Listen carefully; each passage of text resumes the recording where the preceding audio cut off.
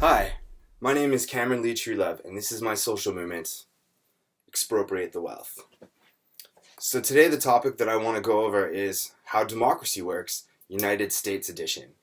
Don't worry, I'll do a Canadian one later. I chose this one today. I don't know, I was completely arbitrary. So if I move my head just slightly over here, you notice in the top corner here, if you can even get close to reading that, it says simplified. So how democracy works, USA edition, simplified, because it is much more complicated than this, which it should be. But today I'm going to go over how it works for us, not necessarily how the entire system works in its entirety. So bear with me. So where does democracy officially begin? It officially begins at you, or me, or whoever the hell, the voter. So the voter is exemplified here by this little man that's waving. Hey, I vote. If you don't vote, you're actually not even kind of a part of democracy unless you figure out some other sneaky way of getting in there, like perhaps you're super rich.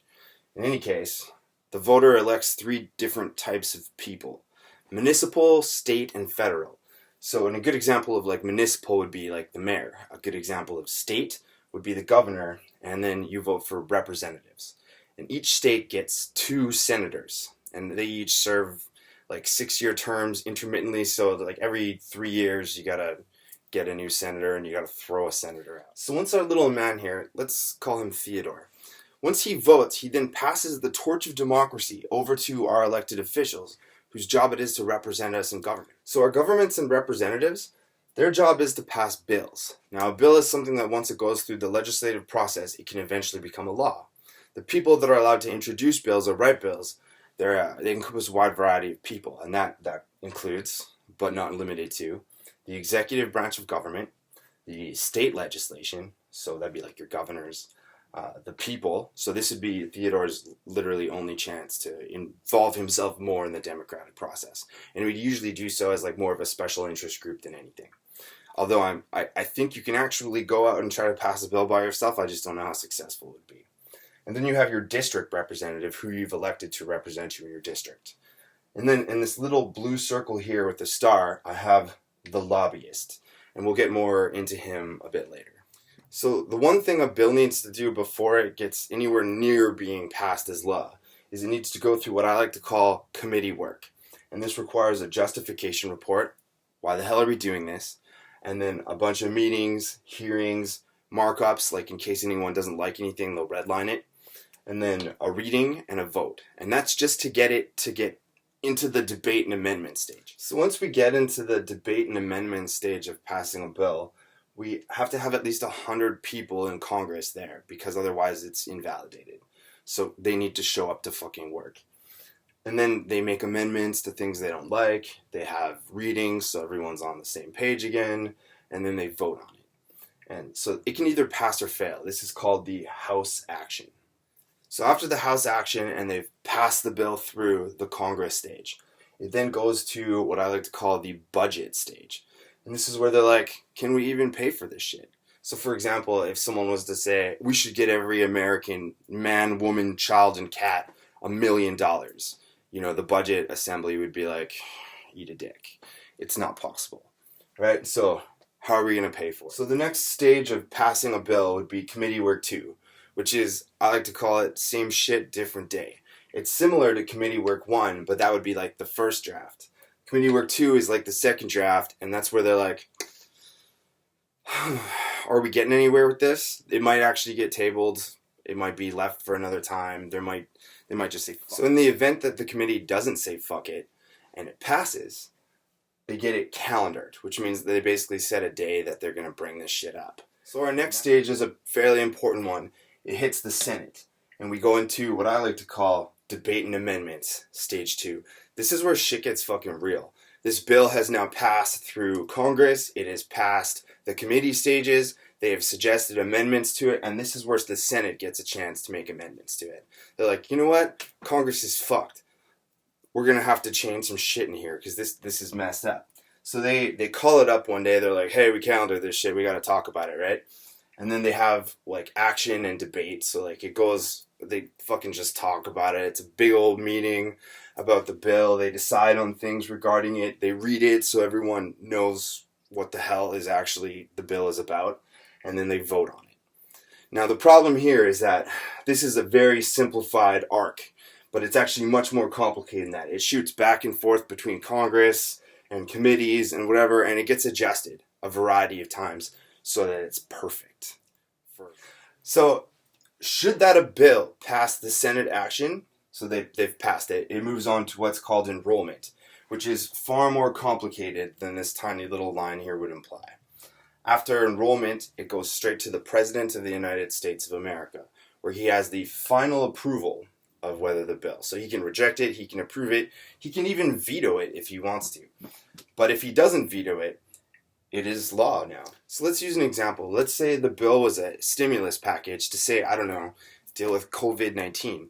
Now, they suggested, let's give Theodore over here $1,200.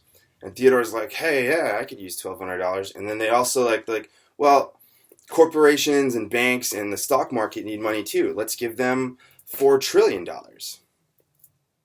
Now, that plan, as you know, maybe let's call it slightly unfair, has passed through your elected officials, budgeting, committee work, and then also the Senate. So everyone's been like, cool, then the president's like, fuck yeah, do it, it's all good.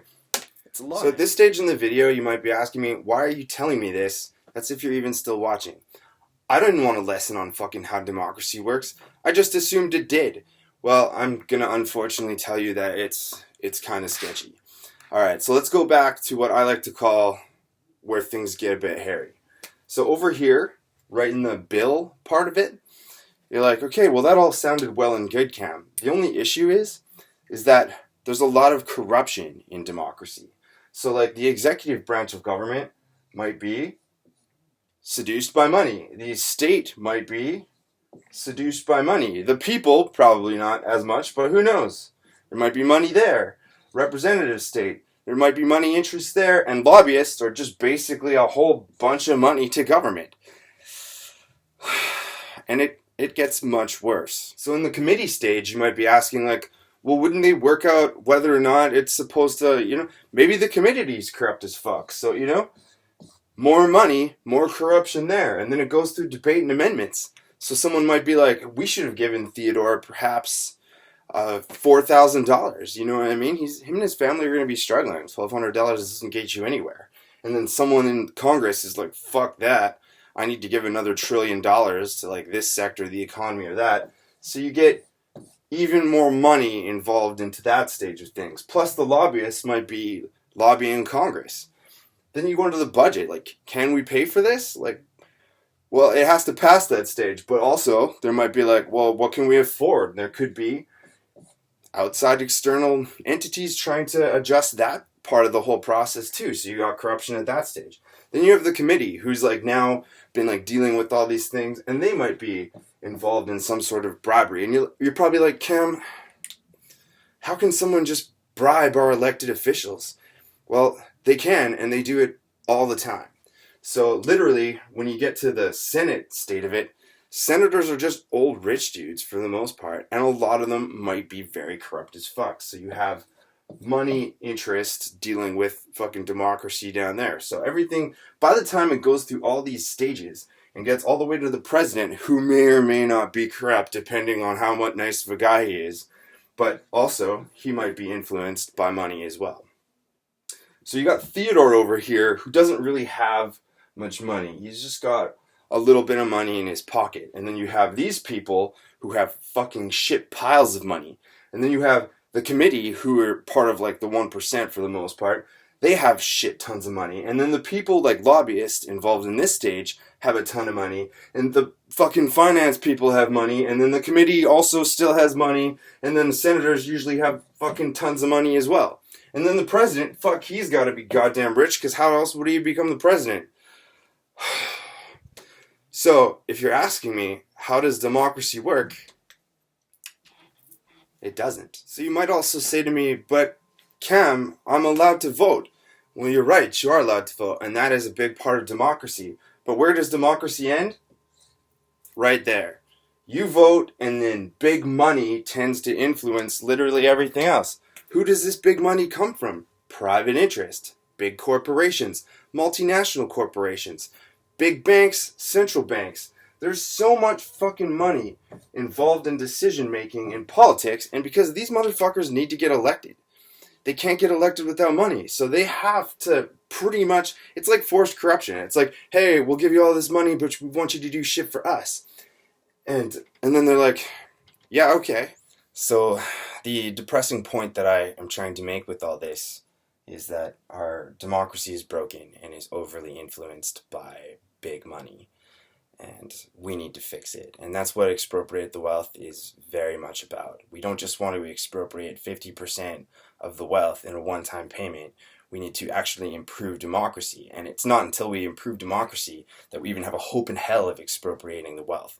So what's really important for you to take out of this is that we need to change this system, and we'll talk about that in another video. And if you guys really like my video, if you could just click the link and subscribe and maybe check out some of my social media sites. I post a lot of memes, and some of them are funny, and some of them will probably make you extremely mad at me. But you'll never know unless you check it out. So check out the link and all the other stuff that I'm going to make pop up on here. And believe it or not, I've been using a cat toy as a pointer because I lost my stick of expropriation. But it will be back. I will find it. And I hope all of you guys are staying safe and clean.